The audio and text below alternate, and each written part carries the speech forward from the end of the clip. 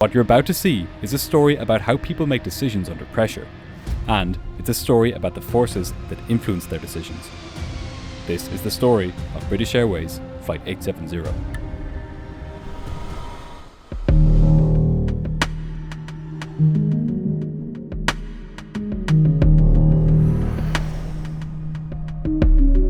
It was a cold October's evening in 2005 when 76 passengers and 6 crew boarded a British Airways Airbus A319 at London's Heathrow Airport.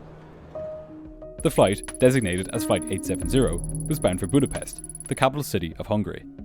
On board were a mixture of tourists travelling to see the historical European city and Hungarians returning home from the UK. The journey was expected to take about 2.5 hours.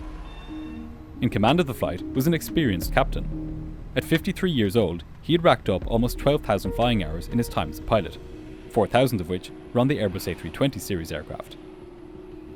Before this, he had flown the medium-hull Boeing 757 and 767. Sitting to his right was a 29-year-old first officer.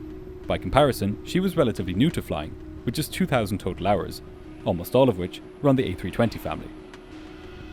Pilots receive extensive training on a whole range of emergencies, from engine failures during takeoff to rapid decompressions and smoke and fire on board the aircraft, among many others.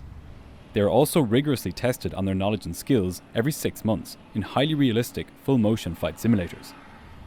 But what happens when a crew is presented with an emergency which they have never faced before? An emergency in which the aircraft behaves in ways which the manufacturer had not envisaged. As the two pilots completed their pre-departure preparations, they had no idea that just minutes after takeoff, they would experience exactly this type of emergency. How they responded in the heat of the moment could make the difference between life and death for everyone on board.